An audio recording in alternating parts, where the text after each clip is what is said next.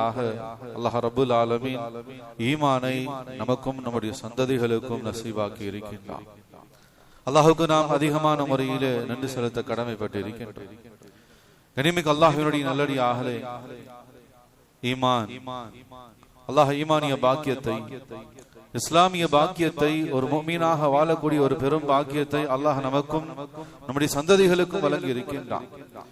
இந்த ஈமானிய பாக்கியம் எவ்வளவு உயர்வானது, எவ்வளவு மதிப்பானது, இந்த உலகத்திலே இதற்கு இணையான ஒரு நிஅமத், ஒரு அருள்கொடை பாக்கியம் எதுவும் இல்லை என்பதை நாம் எப்படி விளங்க வேண்டும் என்பதாக சொன்னால், நபி ஸல்லல்லாஹு அலைஹி வஸல்லம் அவர்கள் சொன்னார்கள், இந்த உலகத்திலே வாழக்கூடிய அத்தனை மனிதர்களுக்கும், முஸ்லிம்கள், முஸ்லிம் அல்லாதவர்கள், ஆண்கள், பெண்கள், சிறியவர்கள், பெரியவர்கள் என்பதாக பாகுபாடு இல்லாமல் உலகத்தில் வாழக்கூடிய அத்தனை மனிதர்களுக்கும் இன்னல்லாஹ கஸம பைனகும் அஹ்லாகஹும் கஸம பைனகும் அர்ஸாகஹும், அல்லாஹ் தான் தன்னுடைய புறத்திலிருந்து ரிஸ்கை, வாழ்வாதாரத்தை பங்கு வைக்கின்றான்.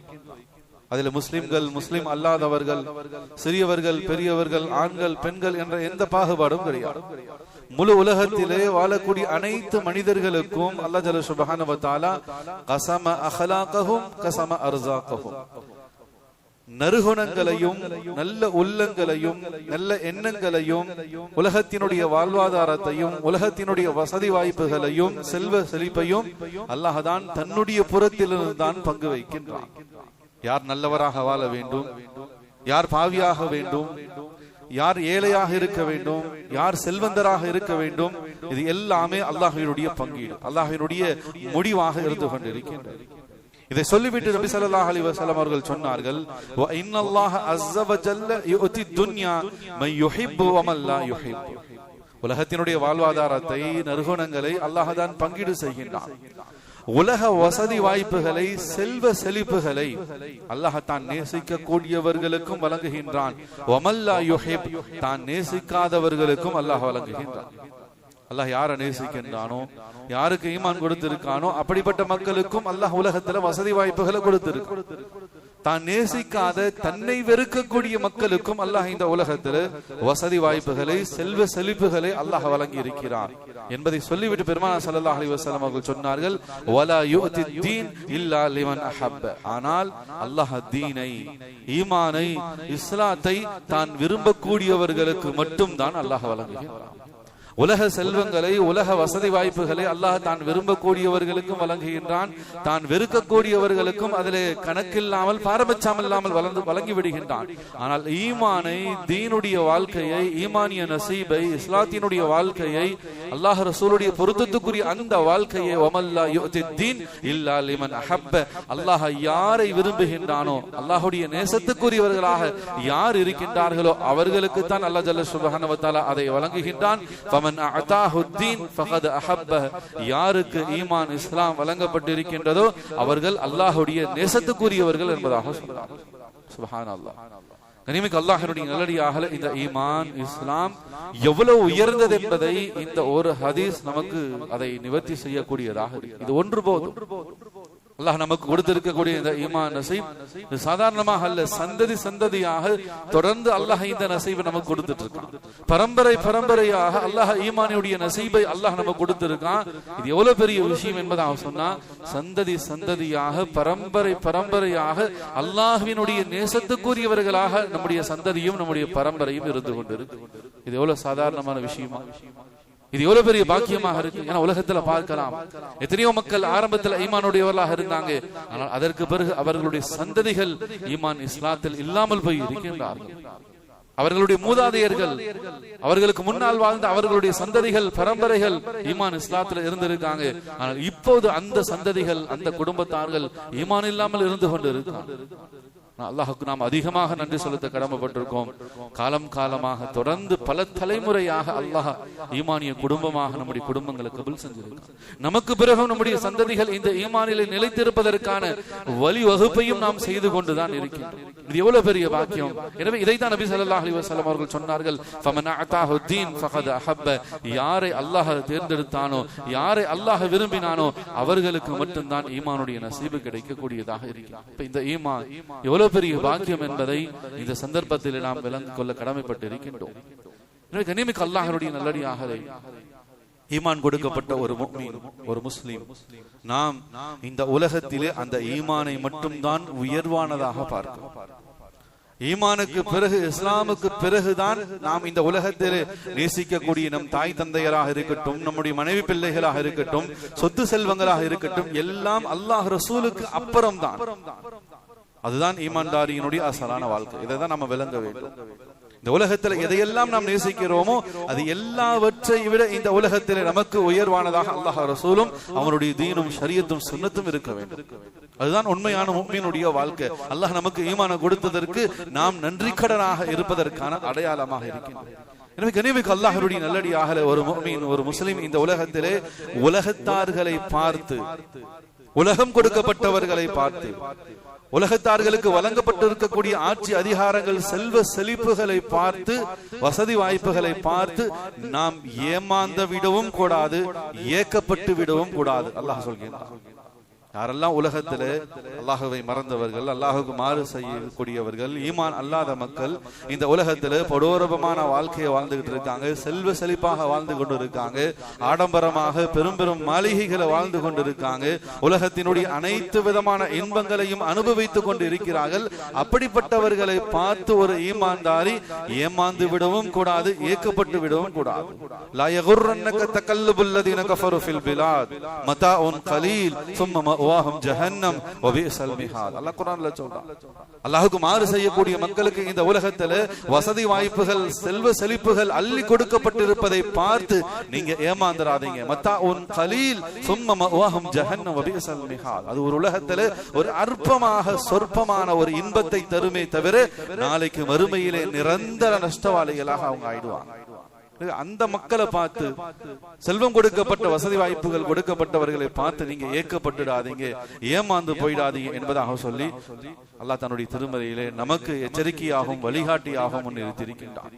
கனிமிக்கு அல்லாஹ்வுடைய நல்லடியாக உலகத்துல பார்க்கலாம், உலகத்தார்கள், உலகம் கொடுக்கப்பட்டவர்கள், உலகத்தை நேசித்தவர்கள், இந்த உலகத்திற்கு பின்னால் போனவர்கள், உலகத்தினுடைய ஆட்சி அதிகாரம், பதவி பட்டங்கள் இதெல்லாம் யாருக்கு வழங்கப்பட்டதோ அவர்களுடைய இறுதி முடிவுகள் எல்லாம் மிக படிப்பினையாக, மிக பாடமாக, மிக கேவலமாகத்தான் அது முடிந்து போயிருக்கின்றது. அல்லாஹ்வை மறந்த, அல்லாஹ்வை மறுத்த இந்த உலக வாழ்க்கை, இந்த உலகத்தின் ஆட்சி அதிகாரம் அவர்களை இந்த உலகத்திலே அவருக்கு மாறு செய்யக்கூடியவர்களுக்கெல்லாம் அல்லாஹ் ஒரு படிப்பினையாகத்தான் ஆக்கி வைத்தான். ஃபிரௌனுடைய முடிவை எடுத்துக்கொள்வோம். பெரும் ஆட்சியாளர், 400 ஆண்டு கால ஆட்சி சர்வாதிகாரியாக இருந்தார். தன்னையே இறைவன் என்பதாக சொல்லி இந்த உலகத்திலே பிரகடனப்படுத்திக் கொண்டு வாழ்ந்தான். அவனுடைய இறுதி முடிவு மிக கேவலமாக அமைந்தது. நம்ரூத் தனக்கு எல்லா வசதி வாய்ப்புகளும் சக்திகளும் கொடுக்கப்பட்டு இருக்கிறது என்பதாக சூழலித்துக் கொண்டிருந்தான். அவனுடைய இறுதி முடிவும் மிக கேவலமாக முடிந்தது. காரூன் செல்வ செழிப்புகள், பெருங்கொண்ட பட்டாளம், பெருங்கொண்ட செல்வங்கள், பெருங்கொண்ட வசதி வாய்ப்புகள் எல்லாம் இருந்தது. அவனுக்கு அது எதுவுமே கடைசி நேரத்திலே பயனளிக்க கூடியதாக இல்லை. அவனும் அவனுடைய செல்வமும் பூமியிலே புதைக்கப்பட்டது என்ற வரலாறு தான் இருந்து கொண்டிருக்கின்றது. இப்படியே உலகத்திலே அதிகாரம் கொடுக்கப்பட்டவர்கள், உலகம் கொடுக்கப்பட்டவர்களுடைய அனைவர்களுடைய இறுதி முடிவுகளும் இப்படித்தான் அமைந்தது. கனிமிக்கு அல்லாஹ்வுடைய நல்லடியாக ஆது கூட்டம் என்பதாக சொல்லி ஒரு கூட்டத்தை பற்றி அல்லாஹ் குர்ஆன்ல சொல்கின்றான். சூரத்துல் ஹூதிலே ஆதுடைய மகன் ஷத்தாத், அவன் ஒரு சர்வாதிகாரியாக, ஒரு பெரிய அரசனாக, மன்னனாக இருந்தான். அவனுடைய காலத்துல ஹஸரத் ஹூத் அலைஹிஸ்ஸலாத்து வஸ்ஸலாம் அவங்க தான் நபியாக இருந்தாங்க. ஷத்தாதை சந்தித்து ஹூத் அலைஹிஸ்ஸலாம் சொன்னாங்க, அல்லாஹ் உனக்கு வாழ்க்கையை கொடுத்திருக்கான், வசதி வாய்ப்புகளை கொடுத்திருக்கான், ஆட்சி அதிகாரங்களை கொடுத்திருக்கான்பா. எனவே நீ ஈமான் கொண்டு அல்லாஹ்வை ஏற்றுக்கொள், அல்லாஹுக்கு நீ வழிபடு, அல்லாஹ்வை பயந்து வாழ்ந்து கொள். அல்லாஹ் உனக்கு பெரிய சோபனத்தை வச்சிருக்கான். இப்ப ஷத்தாது கேட்டான், சரி நான் ஏகத்துவத்தை ஏற்றுக்கொள்கிறேன், ஓரிரை கொள்கையை, ஈமானை நான் ஏற்றுக்கொள்கின்றேன்.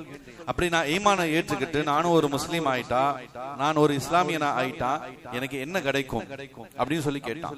இப்ப ஹூத் அலைஹிஸ்ஸலாத்து வஸ்ஸலாம் அவங்க சொன்னாங்க, நீ ஈமானை ஏற்றுக்கொண்டு ஈமானிய வாழ்க்கையை இந்த உலகத்துல வாழ்ந்தன்னு சொன்னா அல்லாஹ் மிக பிரம்மாண்டமான, மிக சந்தோஷமான, இன்பகரமான சொர்க்கத்தை அல்லாஹ் தயார்படுத்தி வச்சிருக்கா. மறுமை சந்தோஷமாக வாழலாம், நிம்மதியாக வாழலாம். இப்ப ஷத்தாது சொன்னா, நான் மௌத்தானதுக்கு அப்புறம் நாளை மறுமையிலே போய் இன்பமாக இருப்பதற்கு, சொர்க்கம் கிடைப்பதை விட இந்த உலகத்திலேயே நான் இன்பமாக இருப்பதற்காக சொர்க்கத்தை நான் உருவாக்குகிறேன் என்பதாக சொல்லி சபதம் எடுத்து இந்த உலகத்திலேயே ஒரு சொர்க்கத்தை கட்டினான். குர்ஆன் கூறக்கூடிய வரலாறு. ஷத்தாத் ஆதுடைய மகன், ஆது சமுதாயத்தை சார்ந்தவர். ஹூத் அலைஹிஸ்ஸலாம் சொன்னாங்க, நீ ஈமானோடு வாழ்ந்த நாளை மறுமையில உனக்கு சொர்க்கம் கிடைக்கும். ஷத்தாது சொன்ன, நாளைக்கு மறுமையில என்ன போய் நான் மௌத்தானதுக்கு அப்புறம் சொர்க்கம் கிடைக்கிறது, இந்த உலகத்திலேயே நான் சொர்க்க வாழ்க்கையை வாழ்ந்து காட்டுகின்றேன், சொர்க்க மாளிகையை நான் கட்டி காட்டுகின்றேன் என்பதாக சொல்லி சொர்க்கத்தை கட்ட ஆரம்பித்தான். கிட்டத்தட்ட 300 ஆண்டுகள் அந்த கட்டிடத்தினுடைய வேலை நடந்தது. பல பல பல வைடூரியங்கள், தங்க நாணயங்கள், பல செல்வங்கள், பல ஊழியர்கள், பல தலைமுறைகள் வேலை செய்து பிரம்மாண்டமான அந்த சொர்க்க மாளிகை, சொர்க்கத்தை போன்று காட்சி அளிக்கக்கூடிய மிகப்பெரிய அந்த சொர்க்க மாளிகை தயாராகிடுச்சு. அதனுடைய திறப்பு விழா 300 ஆண்டுகள் வேலை நடந்தது. அதை திறக்க வேண்டும். திறந்த அந்த சொர்க்கத்துக்குள்ள போய் அவன் வாழணும். எனவே மிகப்பெரிய படைப்பட்டாளங்களோடு, ஆறாவரங்களோடு, மிகப்பெரிய அவனுடைய படைப்பட்டாளங்களை எல்லாம் அழைத்து கொண்டு அந்த மாளிகையினுடைய வாசல்ல வந்து நின்றான். கதவு திறக்கப்படணும், உள்ள போய் கால் வைத்து உள்ள போகணும். எனவே அந்த மாளிகையினுடைய வாசலுக்கு வந்து கதவு திறக்கப்படுகிறது. இவன் தன் காலை எடுத்து வைப்பதற்கு முன்னதாக உள்ளே இருந்து ஒருத்தர் வெளியே வருகின்றார். அவனுக்கு பெரிய ஆச்சரியம், கோபம். பல ஆண்டுகளாக பல சந்ததிகளை வைத்து பல லட்சம் கோடிகளை செலவு செய்து பல செல்வங்களை எல்லாம் கொட்டி இந்த மாளிகையை நான் கட்டியிருக்கேன். நான் உள்ள போறதுக்கு முன்னாடி நீ உள்ள இருந்து வர்றதுக்கு உனக்கு யார் அனுமதி கொடுத்தா? யாரு பாணி? உள்ளே இருந்து வெளியே வந்தவர் சொன்னார், எனக்கு யாரும் அனுமதி எல்லாம் கொடுக்க வேண்டாம், நான் தான் ஹஸரத் இஸ்ராயில் அலைஹிஸ்ஸலாம், நான் தான் மலக்குல் மௌத், உன்னுடைய உயிரை கைப்பற்றுவதற்காக, உயிரை வாங்குறதுக்காக வந்திருக்கேன். அல்லாஹ் அக்பர்.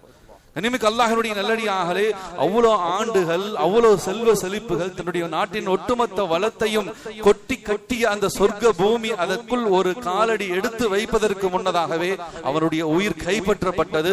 அவனும் அவனுடைய சகாக்களும் அழிந்து போனார்கள் என்பதாக குர்ஆன் சொல்கிறது. அதனால அல்லாஹ் சொல்றான், உலகத்தார்களை பார்த்து ஏமாந்துராதீங்க, உலகம் கொடுக்கப்பட்டவர்களை பார்த்து நீங்க ஏக்கப்பட்டுடாதீங்க. இப்படி வாழ்ந்துகிட்டு இருக்காங்களே, இவ்வளவு சந்தோஷமாக இருக்காங்களே, இவ்வளவு ஆடம்பர வாழ்க்கையா என்பதாக சொல்லி உலகத்தார்களை பார்த்து அவர்களுக்கு பின்னால நீங்க போயிடாதீங்க. ஒரு ஈமான்தாரி அப்படி போகக்கூடாது. ஒரு ஈமான்தாரியினுடைய வாழ்க்கையில உள்ளத்துல ஈமான் தான் உயர்வாக இருக்கும். அல்லாஹ் கொடுத்த ஈமான், நாளை மறுமை வாழ்க்கை இதுதான் முதன்மையானதாக இருக்கணும் என்பதை அல்லாஹ் நமக்கு இது போன்ற நிகழ்வுகள் மூலமாக தெளிவுபடுத்தக்கூடியவனாக இருந்து கொண்டிருக்கின்றான். கனிமிக்க அல்லாஹ்வினுடைய நல்லடியார்களே, அல்லாஹ் பாதுகாக்க வேண்டும். ஈமான் கொண்ட மக்கள், ஈமான் கிடைக்கப்பெற்ற மக்கள் அல்லாஹுக்கு மாறு செய்தால் என்ன நடக்கும்? ரொம்ப கவனமாக, ரொம்ப கவலையாக கேட்க வேண்டிய விஷயங்கள்.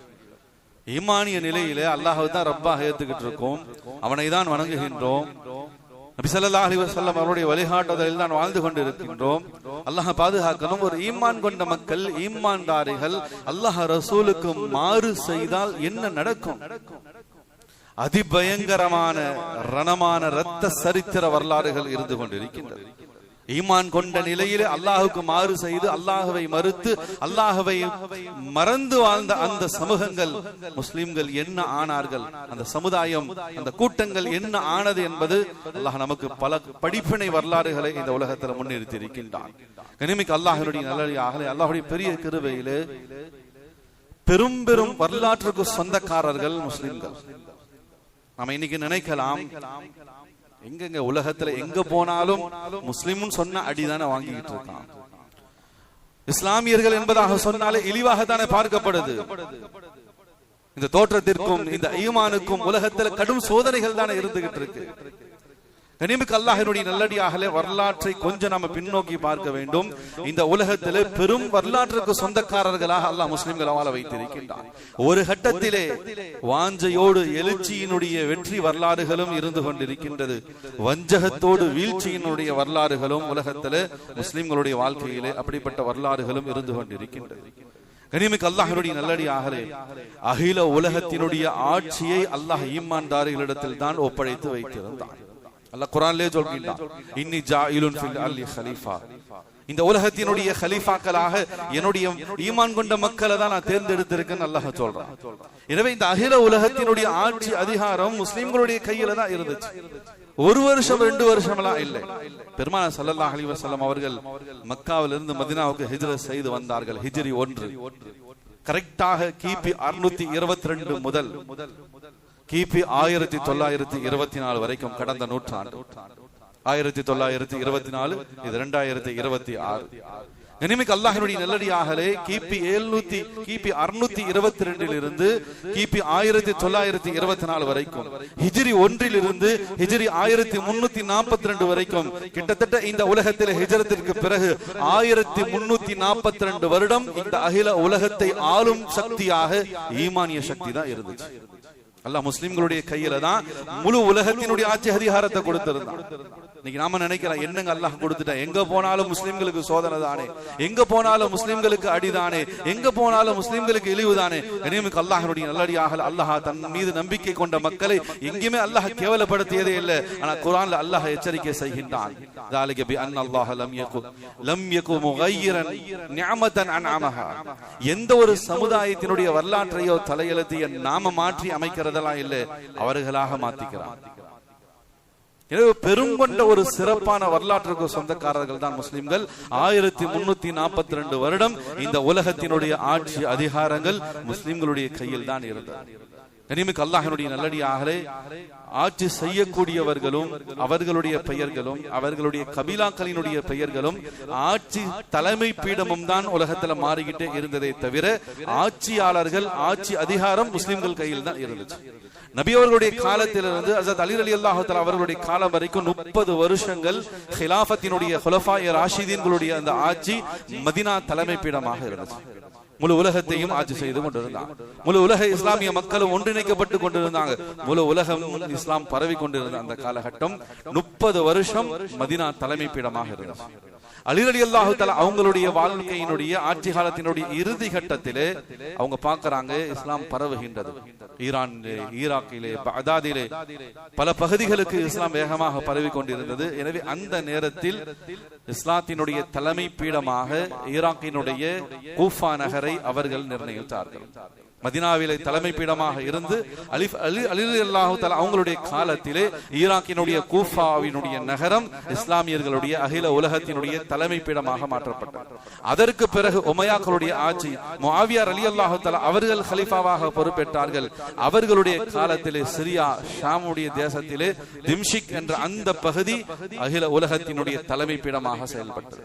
அதனால் ஆரம்பத்தில் சொன்னேன், ஆட்சி செய்பவர்களினுடைய பெயர்களும் அவர்களின் கபிலாக்கள் அந்த குலத்தவர்களுடைய பெயர்களும் ஆட்சி செய்யப்படக்கூடிய தலைமைத்துவமும் அந்த இடமும் தான் மாறுபட்டு கொண்டே இருந்ததை தவிர ஆட்சி செய்யக்கூடியவர்கள் முஸ்லிம்களாக தான் இருந்தார். ஒரு வருஷம் 2 வருஷம் அல்ல, இந்த உலகத்தை ஹிஜ்ரி 1 இருந்து 1342 வரைக்கும் இஸ்லாமியர்களுடைய கையில தான் அல்லாஹ் ஆட்சியை கொடுத்திருந்தான். ஹஜ்ரத் முஆவியா ரலியல்லாஹு தஆலா அவர்களுக்கு பிறகு மம்லூக்கியர்கள் அவர்களிடத்தில் ஆட்சி பீடம் இருந்தது. ஆப்பிரிக்காவினுடைய மிஸ்ரை தலைமை பீடமாக அறிவித்து அங்கிருந்து அகில உலகத்தினுடைய ஆட்சி நடந்து கொண்டிருந்தது. அதற்கு பிறகு அப்பாசியர்களுடைய காலம், அதற்கு பிறகு உஸ்மானியர்களுடைய காலத்திலே துருக்கி தலைமை பீடமாக அறிவிப்பு செய்து துருக்கியிலிருந்து அகில உலகத்தினுடைய ஆட்சி நடந்து கொண்டிருந்தது. 1924 துருக்கி ஹிலாஃபத் வீழ்த்தப்பட்டது. துருக்கியினுடைய அந்த ஆட்சி அதிகாரங்கள் அகற்றப்பட்டது. அதோடு இஸ்லாமிய ஆட்சி, இஸ்லாமிய ஹிலாஃபத்தும் வீழ்த்தப்பட்டது. 1 வருஷம் அல்ல, 2 வருஷம் அல்ல, 1342 வருடங்களை அல்லாஹ் இந்த உலகத்திலே ஆட்சி செய்யக்கூடிய, ஆட்சி பீடத்தை அலங்கரிக்கக்கூடிய அந்த கண்ணியத்தை அல்லாஹ் ஈமான்தாரிகளிடத்துல, முஸ்லிம்களிடத்துல தான் அல்லாஹ் கொடுத்திருந்தான். கனிமிக்கு அல்லாஹ்வினுடைய நல்லடியார்களே, நம்முடைய இந்தியாவிலும் சரி, ஐரோப்பிய உலகத்தினுடைய மிக பிரதானமான நாடாக இருக்கக்கூடிய ஸ்பெயினிலும் சரி, கிட்டத்தட்ட 800 ஆண்டுகள் இஸ்லாமிய ஆட்சி நடந்தது. இந்தியாவிலே முகலாயர்களுடைய ஆட்சியும், ஸ்பெயினிலே தாரிக் பின் ஜியாத் ரஹ்மத்துல்லாஹி அலைஹி அவர்கள் ஸ்பெயினை கைப்பற்றிய பிறகு 800 ஆண்டுகள் முஸ்லிம்களுடைய ஆட்சி தான் ஸ்பெயினிலே, ஐரோப்பிய உலகத்திலே இஸ்லாம் கொடிகட்டி பறந்தது. 800 வருஷங்கள் ஸ்பெயின் வீழ்த்தப்பட்டு கிட்டத்தட்ட இஸ்லாம் ஸ்பெயினிலிருந்து அகற்றப்பட்டு 500 ஆண்டுகளை கடந்து விட்டது. 1604 ஹிஜ்ரி 92 ஸ்பெயினிலே இஸ்லாம் வெற்றி கொள்ளப்பட்டது. அதே போல் 1604 ஆண்டிலே ஸ்பெயினிலே இஸ்லாம் வீழ்த்தப்பட்டது. கண்ணியமிக்க அல்லாஹ்வுடைய நல்லடியாக உலகத்தினுடைய பெரும் பகுதியை அல்லாஹ் முஸ்லிம்களின் கீழ் தான், இஸ்லாமியர்களின் கீழ் தான் ஆட்சி செய்யக்கூடிய அந்தஸ்தை அல்லாஹ் வழங்கி இருந்தான். கண்ணியமிக்க அல்லாஹ்வுடைய நல்லடியாக கிபி 711 ஜூலை மாதம் 19ஆம் தேதி, கடந்த ஒரு வாரத்துக்கு முன்னால் கிபி 711, கிபி 2026, கிட்டத்தட்ட 1400 ஆண்டுகளுக்கு முன்னதாக, 1300 ஆண்டுகளுக்கு முன்னதாக கிபி 711 ஜூலை மாதம் 19ஆம் தேதி ஹிஜ்ரி 92 ரமலானுடைய மாதத்தில் உலக வரலாற்றில் மாபெரும் சரித்திர வெற்றி பதிவு செய்யப்பட்டது. அதுதான் ஸ்பெயினுடைய வெற்றி. தாரிக் பின் ஜியாத் ரஹ்மத்துல்லாஹி அலைஹி அவர்களுடைய படையெடுப்பிலே, அவர்களினுடைய தலைமையின் கீழ் கிபி 711 அல்லாஹ் ஜல்ல சுப்ஹானஹு வ தஆலா ஸ்பெயினை இஸ்லாத்துக்கு கீழே கொண்டு வந்தான். தாரிக் பின் ஜியாத் ரஹ்மத்துல்லாஹி அலைஹி அவர்கள் 12000 போர் வீரர்களோடு ஸ்பெயினுக்குள்ளே உள்ளே நுழைகின்றார்கள். ஸ்பெயினிலே உள்நாட்டு பிரச்சனை பெரிதாக இருந்தது. இருந்த போதிலும் உள்ளே இருந்து அரசர்கள், உள்ளே இருந்த மன்னர்கள், அவர்களுடைய படை 1,00,000க்கும் மேல். இங்கிருந்து போன முஸ்லிம்களுடைய எண்ணிக்கை வெறும் 12,000. ஆனால் எதிரிகள் கிட்டத்தட்ட 1,00,000க்கும் மேல் இருந்தார்கள். தாரிக் பின் ஜியாத் ரஹ்மத்துல்லாஹி அலைஹி அவர்கள் தங்களுடைய படை வீரர்களிடத்தில் அழகான முறையிலே வீர உரை ஆற்றினார்கள். வந்த கப்பல்கள் 4 கப்பல்ல ஸ்பெயினுக்குள்ள நுழைகிறான். கடற்கரை ஓரமாக வந்த 4 கப்பல்களையும் சல்லி சல்லியாக துக்குநூறாக உடைத்தெறிந்தார்கள். திரும்ப நாம ஊருக்கெல்லாம் போறதில்லை, திரும்ப நம்முடைய நாட்டுக்கெல்லாம் போறதில்லை. இனி இதுதான், இந்த ஸ்பெயின் தான் நம்முடைய நாடு. எனவே தங்களுடைய தோழர்களிடத்துல, படை வீரர்களிடத்துல சொன்னாங்க, நமக்கு பின்னால் மத்திய தரைக்கடல் ஓடிக்கொண்டிருக்கின்றது, நமக்கு முன்னால் இந்த ஸ்பெயின் நாட்டினுடைய அரசனினுடைய 1,00,000 வீரர்களை கொண்ட படை எதிரிகள் எதிர்த்து கொண்டிருக்கின்றார்கள்.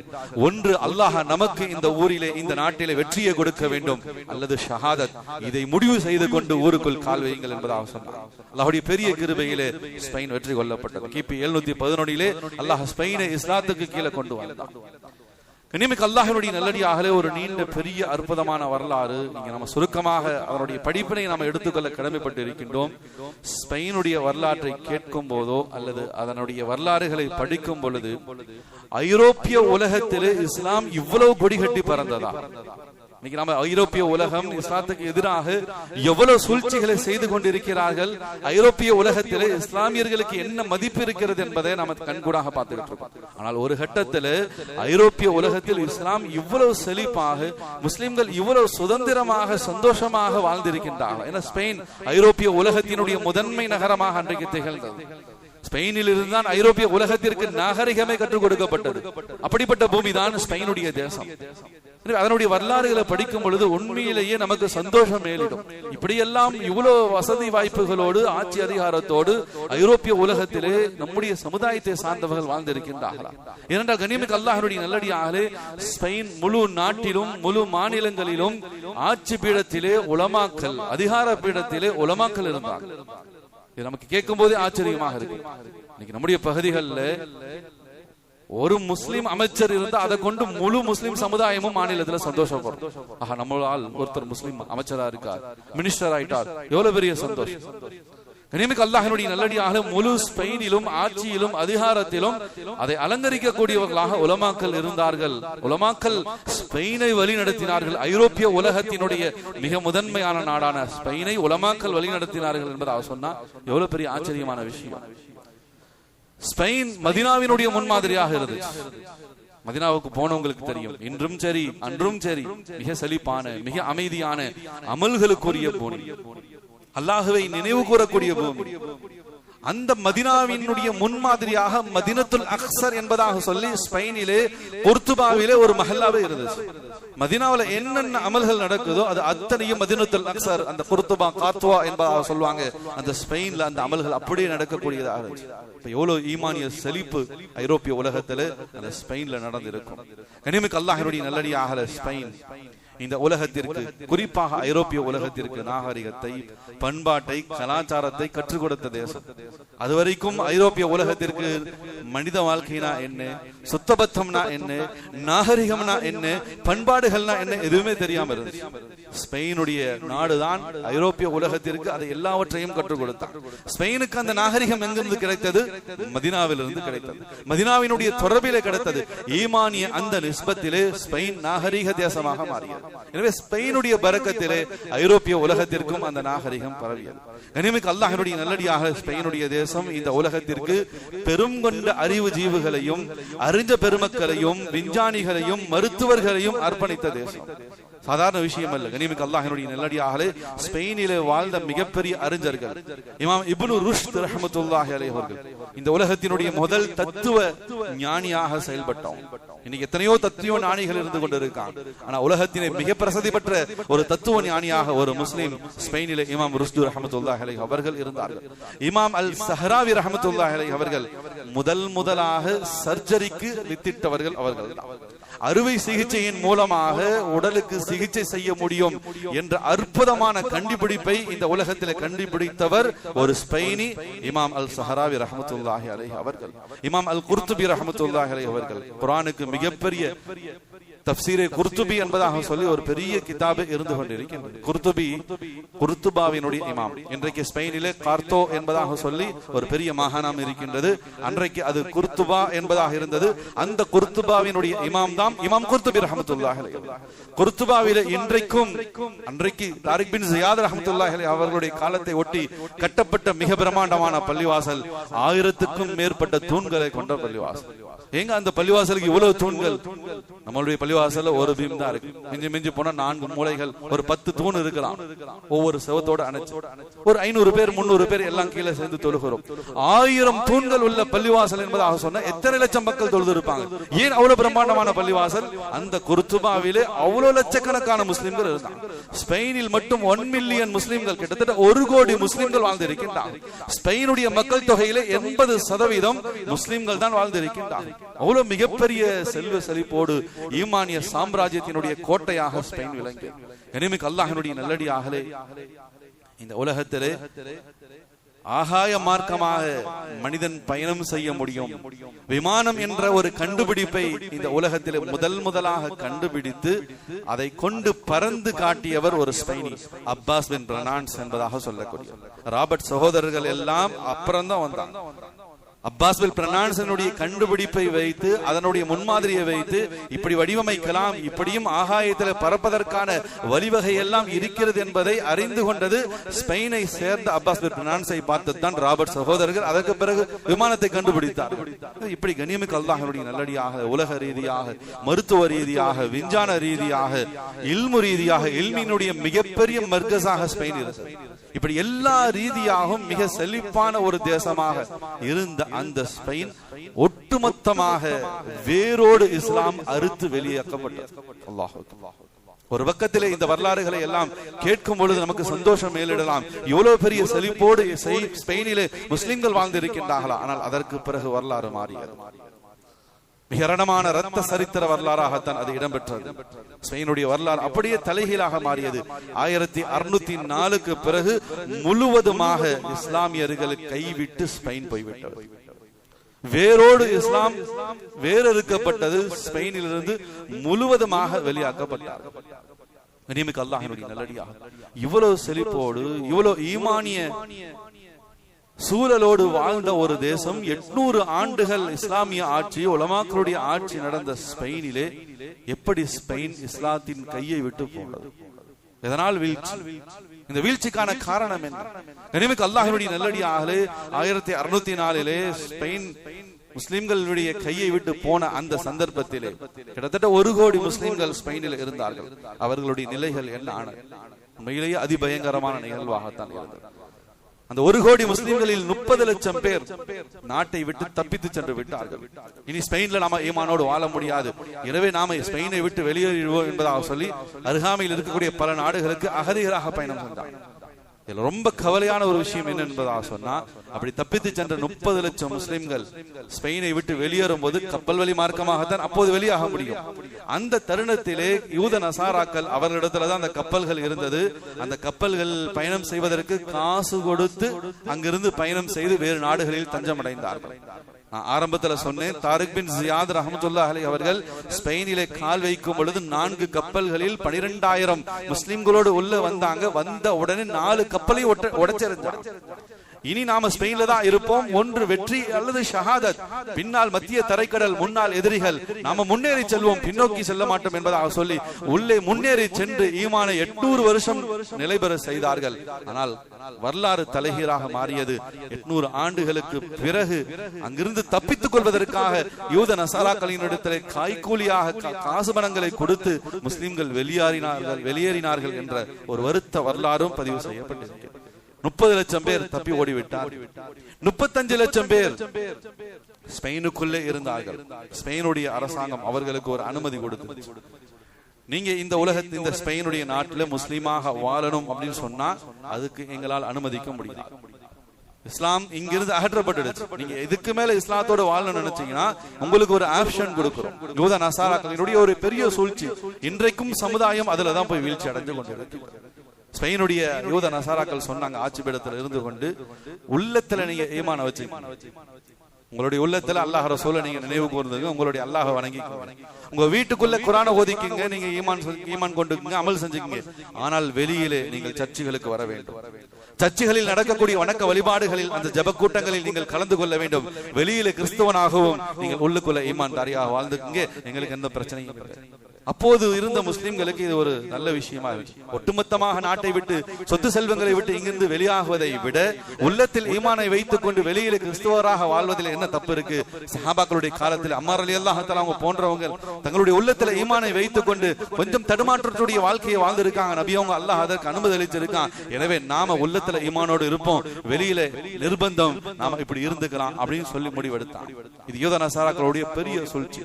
ஏன்னா அவங்களுடைய திட்டமே இன்னைக்கு உள்ளத்துல ஈமானை வைத்துக் கொண்டு வெளியில வந்து கிறிஸ்துவ ஆலயத்தில் வணங்கக்கூடிய இந்த முஸ்லிம் ஒரு கட்டம், ஒரு தலைமுறை மாறும், அந்த உள்ளத்தின் ஈமானிலே கம்சோரி ஏற்படும்.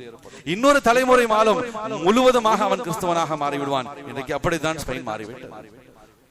இதுதான் எல்லா பகுதிகளிலும், குறிப்பாக நம்முடைய நாட்டிலும் நடந்து கொண்டிருக்கின்றது. இன்னைக்கு நாம இந்த தஜ்ஜாலிய குழப்பம் என்பதாக சொல்லுவாங்களோ, தஜ்ஜாலிய ஃபித்னா. கனிமிக்கு அல்லாஹ்வுடைய நல்லடியார்களே, ஒரு சினிமா தனத்தை பார்த்து, ஒரு ஆபாசங்களை பார்த்து, அல்லது ஒரு அசிங்கங்களை பார்த்து, ஒரு பிரபல்யத்தை பார்த்து இன்றைக்கு சமுதாயம் ஏமாந்து போய் கிடைக்கின்றது. அல்லாஹ் பாதுகாக்க வேண்டும். இன்றைக்கு அந்த யூத நசாராக்களுடைய பெரிய சூழ்ச்சியே இஸ்லாமிய பெண்களை வீடுகளை விட்டு வெளியாக்க வேண்டும். இஸ்லாமிய வாலிபர்களுடைய உள்ளத்திலே ஈமானை விட்டு அவர்களை வெளியாக்க வேண்டும். உலக வாழ்க்கை, உலகத்தின் இச்சை, உலகத்தினுடைய ஆடம்பரம், உலகத்தினுடைய சந்தோஷம், இதை உள்ளே கொடுத்து அவர்களுடைய ஈமானை தகர்த்தெறிய வேண்டும். அன்றைக்கு ஸ்பெயினிலே இதுதான் நடந்தது. நீங்க உள்ளத்துல ஈமானை வைத்துக் கொள்ளுங்கள், வெளியில இப்படி வாங்க, இதுதான், அப்படி இருந்தா தான் வாழ முடியும். இன்றைக்கும் நம்முடைய நாட்டில் தான் ஒவ்வொரு குடும்பத்திலும், ஒவ்வொரு வீடுகளிலும், ஒவ்வொரு வாலிபர்கள், ஆண்கள், பெண்கள், எல்லோரிடத்திலும் இன்றைக்கு தஜ்ஜாலிய குழப்பம், தஜ்ஜாலிய கலாச்சாரம் மிகைத்து காணப்படுகின்றது. கனிமிக்கு அல்லாஹ்வுடைய நல்லடியாக 35 லட்சம் முஸ்லிம்கள் ஸ்பெயினுக்குள்ளேயே ஈமானை இழந்து வாழ்ந்து கொண்டிருந்தார். மீதமிருந்த 35 லட்சம் முஸ்லிம்கள் ஸ்பெயினிலே இரத்த சரித்திர வரலாறாக படுகொலை செய்யப்பட்டார்கள் என்பது வரலாறு. கனிமிக்கு அல்லாஹ்வுடைய நல்லடியாக ஒரு செல்வ செழிப்ப பூமியாக, ஈமானிய சாம்ராஜ்ய இல்மினுடைய கோட்டையாக, மதினாவின் முன்மாதிரியாக இருந்த ஸ்பெயின் இவ்வளவு பெரிய வீழ்ச்சியை குறுகிய காலத்தில் சந்தித்ததற்கான காரணம் என்ன? நாம் அதுதான் இந்த தருணத்திலே நமக்கான படிப்பினையாக நாம் எடுத்துக்கொள்ள கடமைப்பட்டு இருக்கின்றோம். கனிமிக்கு அல்லாஹ்வுடைய நல்லடியாக சஹாபாக்களுக்கு மத்தியிலே நபி ஸல்லல்லாஹு அலைஹி வஸல்லம் அவங்க சொன்னாங்க, யூஷிகல் உமம் அன் ததாஅ அலைக்கும் கமா ததாஅ அல் அகல்லத்து இலா கஸஅதிஹா. நபி அவங்க சொன்னாங்க, யூஷிகல் உமம், சாப்பாடு தயாராயிடுச்சு அப்படின்னு சொன்னா. வீட்டுல மனைவி சாப்பாடு தயார் செய்யறாங்க, நம்முடைய தாய் சகோதரிகள் நமக்காக உணவு தயாரிப்பு செய்யறாங்க. தயாரிப்பு செஞ்ச உடனே என்ன சொல்லுவாங்க, அப்படியே விட்டுருவாங்களா? சாப்பாடு ரெடி ஆயிடுச்சு, எல்லாம் வாங்க சாப்பிடலாம் அப்படின்னு சொல்லி சாப்பாடு தயாரிப்பு செய்து சாப்பிடுவதற்காக அழைக்கப்படுவாங்க. எல்லாம் போய் சாப்பிடுவோம். ஒரு நிக்காவுடைய மஜ்லிஸ் இருக்கு, நிக்கா முடிஞ்சிருச்சு, நிக்கா அதனுடைய வீட்டார்கள் ஆம் ஏலன் செய்வாங்க, சாப்பாடு தயாரா இருக்கு, எல்லாம் சாப்பிட்டு போவோம். எனவே இங்க நபி அவங்க சொன்னாங்க, யூஷிகல் உமம் அன் ததாஅ அலைக்கும் கமா ததாஅ அல் அகல்லத்து இலா கஸஅதிஹா. நாளை கியாமத்துடைய நெருக்கத்திலே முஸ்லிம்களை மையப்படுத்தி முஸ்லிம்களுடைய எதிரிகள் எல்லாம் ஒன்று கூடி சொல்வாங்க, வாங்க முஸ்லிம் கிடைத்திருக்கின்றான், அவனை அடிப்போம். இன்னைக்கு உலகம் முழுவதும் அதுதான் நடந்தது. உலகம் முழுவதும் ஒன்று சேர்ந்து முஸ்லிம்களை அடிப்பதற்காக, முஸ்லிம்களை அழிப்பதற்கான அத்தனை வேலைகளும் நடந்துகிட்டு இருக்கு. இதைதான் நபி அவங்க சொன்னாங்க, ஒரு காலம் வரும் முஸ்லிம்களை ஒரு இடத்துல ஒன்று கூட்டி உலக நாடுகள், எதிரிகள் எல்லாவற்றுக்கும் அழைப்பு கொடுக்கப்படும், எல்லாம் ஒன்று சேர்ந்து முஸ்லிம்களை அடிப்பாங்க. சஹாபாக்களுக்கு ஆச்சரியம், அதிர்ச்சி. நபி இடத்துல கேட்டாங்க, அல்லாஹ்வுடைய தூதர் ஸல்லல்லாஹு அலைஹி வஸல்லம் அவர்களே, எல்லாரும் சேர்ந்து முஸ்லிம்கள் அடிப்பாங்களா?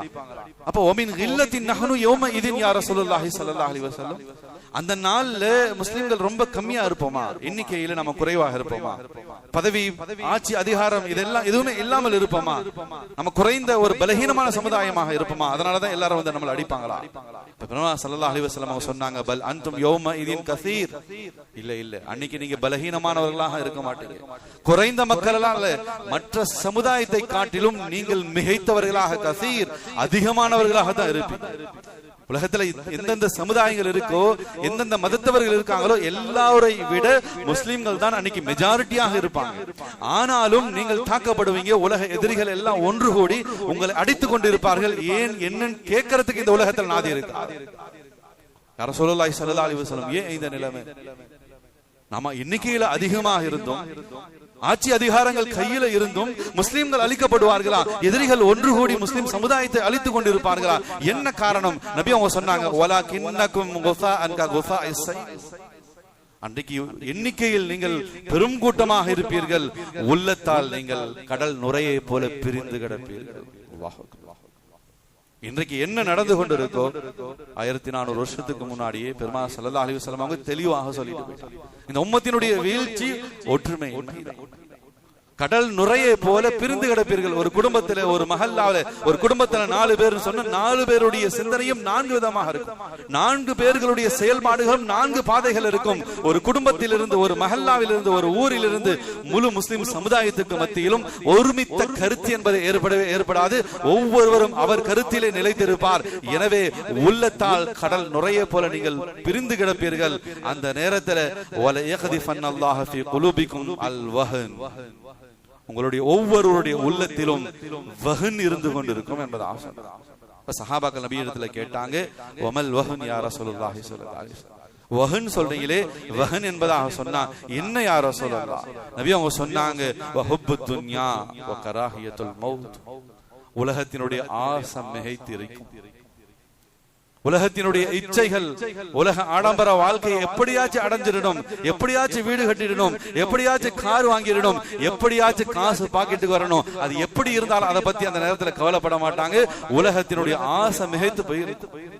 உலகத்தார்கள், உலகத்தை நேசிக்கக்கூடியவர்கள் எப்படி வாழ்கின்றார்களோ அப்படி வாழ்வதற்காக முஸ்லிம்களும் தங்களை தயார்படுத்திக் கொள்வாங்க. அல்லாஹ் மறந்துடுவாங்க.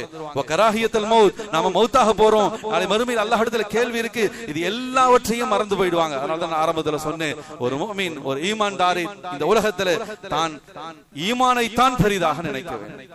அதற்கு கீழே தான் எல்லாம். லா யகுர்ரன்னக தகல்லுபல் லதீன கஃபரு ஃபில் பிலாத் மதாஉன் கலீல்.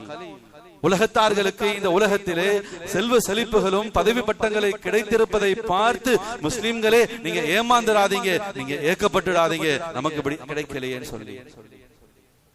மதாஉன் கலீல் சும்ம மஅவாஹும் ஜஹன்னம், அது அற்பம், ஒரு சொற்பமான காலம். சும்ம மஅவாஹும் ஜஹன்னம், நிரந்தரமான மறுமை நஷ்டத்தை அவர்கள் அடைந்து கொள்வார்கள். கனிமிக்க அல்லாஹ்வினுடைய நல்லடியார்களே, பெருமானார் ஸல்லல்லாஹு அலைஹி வஸல்லம் அவங்க சொன்னாங்க, அந்த வஹன், அந்த உலக ஆசை, உலகத்தின் மீது, உலக ஆடம்பர வாழ்க்கையின் மீது அதை வாழக்கூடியவர்களை பார்த்து ஏக்கப்பட்டு அந்த வாழ்க்கைக்காக முற்பட்டு வாழக்கூடிய சந்தர்ப்பத்தில் அல்லாஹ்வோடு உண்டான அந்த உதவியினுடைய கயிறு முஸ்லிம்களிடத்திலிருந்து துண்டிக்கப்பட்டு விடும். இதுதான் ஸ்பெயின்ல நடந்தது. உலகத்தினுடைய ஆசை, ஒவ்வொரு குடும்பமும் நாங்கள் ஆட்சியாளர்களாக வரணும், நாங்கள் அதிகாரத்துக்கு வரணும், குடும்ப பிரச்சனை, உள்நாட்டு பிரச்சனை, உள்ளூர் பிரச்சனை என்பதாக பல பிரச்சனைகள், உலகத்தினுடைய ஆசை, ஆடம்பர வாழ்க்கையை முன்னிறுத்தி ஸ்பெயினுக்குள்ள அந்த வஹன் வந்தது. அல்லாஹ் பாதுகாக்கணும். செல்வ செழிப்போடு ஈமானிய கோட்டையாக இருந்த ஸ்பெயினிலே இஸ்லாம் வீழ்ச்சி அடைந்தது. இஸ்லாம் வீழ்த்தப்பட்டது. கிட்டத்தட்ட 500 ஆண்டுகள் கடந்து விட்டது ஸ்பெயினிலே இஸ்லாம் வீழ்த்தப்பட்டது. ஐரோப்பிய உலகத்திலே கொடிகட்டி பறந்த இஸ்லாம் வீழ்த்தப்பட்டு 500 ஆண்டுகள் கடந்து விட்டது. கனிமிக்க அல்லாஹ்வினுடைய நல்லடியார்களே, என்னத்தான் வரலாறுகளை நாம் எடுத்து பார்த்தாலும் ஒரு முஸ்லிம் தோற்று போயிருப்பார், ஒரு இஸ்லாமியர் வீழ்ச்சியை சந்தித்து இருப்பார். ஆனால் என்றைக்கும் இஸ்லாம் வீழ்ச்சியை சந்திக்காது. அல்லாஹ்வுடைய தீன் இந்த உலகத்திலே வீழ்ச்சி அடைந்தது என்பதாக எந்த இடத்திலுமே வரலாறுகளோ வரலாற்று துணுக்குகளோ எதுவும் கிடையாது. யுரீதுல்லாஹு லியுத்ஃபிஉ நூரஹி வல்லாஹு முத்திம்மு நூரிஹி வலவ் கரிஹல் காஃபிரூன். எதிரிகள் எதிர்த்த போதிலும், எதிரிகள் வெறுத்த போதிலும் அல்லாஹ் தன்னுடைய தீனை இந்த உலகத்திலே ஒளிர செய்வான், மிளிர செய்வான். இன்றைக்கும் செய்து கொண்டுதான் இருக்கின்றான். கனிமிக்கு அல்லாஹ்வுடைய நல்லடியாக எந்த ஸ்பெயினிலே இஸ்லாம் வீழ்த்தப்பட்டு 500 ஆண்டுகள் கடந்து விட்டதோ, ஸ்பெயினிலே அடியோடு இஸ்லாம் வேறறுக்கப்பட்டு விட்டதோ, அதே ஸ்பெயினில் மீண்டும் இஸ்லாம் மலர ஆரம்பித்திருக்கின்றது. கனிமிக்கு அல்லாஹ்வுடைய நல்லடியாகலே 96 வருட FIFA ஃபுட்பால் வேர்ல்ட் கப்பினுடைய வரலாற்றிலே இந்த இடத்துல விளையாட்டை பற்றியோ அதை முதன்மைப்படுத்தியோ அந்த வெற்றிகளை பற்றி பெருமைப்படுத்தியோ பேசுவதற்காக சூழல் அல்ல, பேசக்கூடிய இடமும் அல்ல. அதை பற்றி பேசுவதற்கு இந்த மஜ்மா தகுதியும் கிடையாது. ஆனால் கண்ணியமிக்க அல்லாஹ்வுடைய நல்லடியாகலே சொல்ல வந்த விஷயத்தை நாம் கொஞ்சம் கவனமாக விளங்கணும். எந்த ஒரு விஷயமாக இருந்தாலும் அதை நாம் ஈமான் இஸ்லாமிய கண்ணோட்டத்தோடு பார்க்க வேண்டும். அந்த அடிப்படையில் தான் இந்த விஷயத்தை நான் பதிவு செய்கின்றேன். ஒரு 96 வருட கால ஃபுட்பால் வேர்ல்டு கப் இந்த உலக அளவில் பிரசித்தி பெற்ற முறையில் நடந்து கொண்டிருக்கின்றது.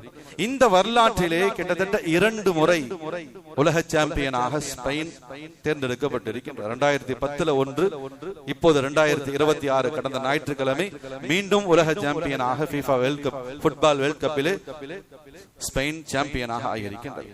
கனிமிக்கு அல்லாஹ்வுடைய நல்லடியாகலே அந்த வெற்றியை நாம கொண்டாடவில்லை, வெற்றி பெற்றவர்களை இந்த இடத்தில் நாம பெருமைப்படுத்தி பேசவில்லை. இங்க கவனிக்கப்பட வேண்டிய விஷயம் என்னன்னு சொன்னா, எந்த இஸ்லாம் இந்த ஸ்பெயினுடைய தேசத்திலிருந்து அகற்றப்பட வேண்டும், அதனுடைய சுவடுகள் கூட இருக்கக்கூடாது என்பதாக 35 லட்சம் முஸ்லிம்களை படுகொலை செய்து 35 லட்சம் முஸ்லிம்களினுடைய உள்ளத்தை மாற்றி கிறிஸ்தவர்களாக மாற்றி அடியோடு ஸ்பெயினிலிருந்து வேறறுத்து இஸ்லாத்தை வெளியேற்றினார்களோ, அந்த ஸ்பெயினினுடைய பெருமையை மேல்படுத்திய, அதை இந்த உலக அரங்கிலே பெருமைப்படுத்திய ஸ்பெயினுடைய ஃபுட்பாலினுடைய முக்கிய வீரராக இருந்த லமின் யமால் ஒரு முஸ்லிம் வீரர். அவர் இன்றைக்கு நான் திரும்பவும் சொல்றேன், அந்த ஃபுட்பால் மேட்சை பெருமைப்படுத்தியோ அந்த வெற்றியை நாம சந்தோஷப்பட வேண்டும் என்பதற்காக இங்க சொல்லல.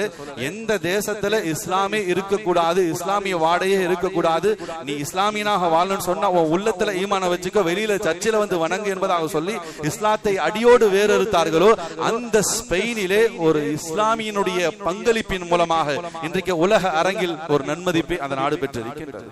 கனிமிக்கு அல்லாஹ்வுடைய நல்லடியாகலே இன்றைக்கு அல்லாஹ்வுடைய பெரிய கிருபையிலே கடந்த 1 நூற்றாண்டுகளில் அல்லாஹ்வுடைய பெரிய கிருபையிலே ஜமாத்துடைய வேலைகள், தப்லீகினுடைய வேலைகள் மூலமாக ஸ்பெயினிலே 5% முஸ்லிம்கள் உருவாகியிருக்காங்க. 25 லட்சம் முஸ்லிம்கள் ஒருவர் கூட இல்லாமல் தொடர்ச்சியப்பட்ட அந்த ஸ்பெயினிலே மீண்டும் 25 லட்சம் முஸ்லிம்கள் இருக்கின்றார்கள். 2000க்கும் மேற்பட்ட பள்ளிவாசல்கள் கட்டப்பட்டு இருக்கின்றன. கனிமிக்கு அல்லாஹ்வுடைய நல்லடியாகலே அல்லாஹ் இந்த உலகத்திலே என்ன சூழ்நிலைகள் நிர்பந்தங்கள் ஏற்பட்டாலும் தன்னுடைய தீனை இந்த உலகத்தில் ஒளிர செய்வான், மிளிர செய்வான், மிளிர செய்து கொண்டுதான் இருக்கிறான். எனவே நமக்கான படிப்பினை என்ன என்பதாக சொன்னா, நாம பாடம் பெற்றுக் கொள்ள வேண்டும். இந்த உலகத்தில் அல்லாஹ் எங்களுக்கு ஈமானை நசீபாக கொடுத்திருக்கான். எனவே அதுதான் எங்கள் வாழ்க்கையிலே எங்களுக்கான உயர்வு, அதில் தான் அல்லாஹ் எங்களுக்கான கண்ணியத்தை வச்சிருக்கான். எப்ப இந்த சமுதாயம் அல்லாஹ்வை மறக்குமோ, அல்லாஹுக்கு மாறு செய்யுமோ, ஒரு இரத்த வரலாறாக ஒரு கொடூரமான வரலாறாக 800 ஆண்டு கால ஸ்பெயின் நமக்கு அதுக்கு ஒரு பாடமாக இருக்கிறது. அல்லாஹுக்கு மாறு செய்தா நம்முடைய நிலைகள் இப்படித்தான் ஆகும். எனவே இந்த நிலைகளை விட்டு நாம் நம்முடைய சந்ததிகளை பாதுகாக்கணும், நம்முடைய குடும்பங்களை பாதுகாக்கணும், நம்முடைய தேசத்தை ஸ்பெயினை போல ஆக்குவதற்கான சூழ்ச்சிகள் நடந்துகின்றன. அதற்கான திட்டங்கள், அதற்கான சட்டங்கள் தான் காமன் சிவில் கோட், மற்ற பலவிதமான சட்டங்கள் எல்லாமே ஸ்பெயினிலே அந்த 800 ஆண்டு கால ஆட்சி, இஸ்லாமிய ஆட்சி முடிவுக்கு வந்த பிறகு என்ன முஸ்லிம்களுக்கு நடந்ததோ அதை இங்கும் நடத்துவதற்கான சூழ்ச்சிகள் நடந்து கொண்டிருக்கின்றன. எனவே நாம நம்முடைய குடும்பத்தை பாதுகாக்கணும், நம்முடைய சந்ததிகளை நாம பாதுகாக்கணும், நம்முடைய பிள்ளைகளை நாம பாதுகாக்கணும். அவர்களை ஈமானிலே நிலைத்திருப்பதை நாம் உறுதி செய்ய வேண்டும். இன்னைக்கு தஜ்ஜாலிய குழப்பம், தஜ்ஜாலிய சூழ்நிலை, அந்த ஃபித்னா ஒவ்வொரு குடும்பங்களிலும் ஊடுருவி கொண்டுதான் இருக்கிறது. ஒவ்வொரு பிள்ளைகளிடத்திலும் அந்த தஜ்ஜாலிய ஃபித்னா இருந்து கொண்டுதான் இருக்கிறது. எனவே நம்முடைய குடும்பத்திலே ஈமான், அந்த ஈமானிய பாதுகாப்பை நாம் உறுதி செய்ய கடமைப்பட்டிருக்கின்றோம். அல்லாஹ் ஜல்ல சுப்ஹானஹு வ தஆலா நம்மை பொருந்திக் கொள்வானாக, நம்மை கபூல் செய்வானாக. இறுதி மூச்சு வரைக்கும் ஈமானோடு இஸ்லாத்தோடு இந்த உலகத்திலே வாழ்ந்து மறையக்கூடிய பாக்கியத்தை சந்ததியாக அல்லாஹ் ரப்புல் ஆலமீன் நம் அனைவர்களுக்கும் தந்தல் புரிவானாக. முழு உலகத்திலும் அல்லாஹ் ரப்பல்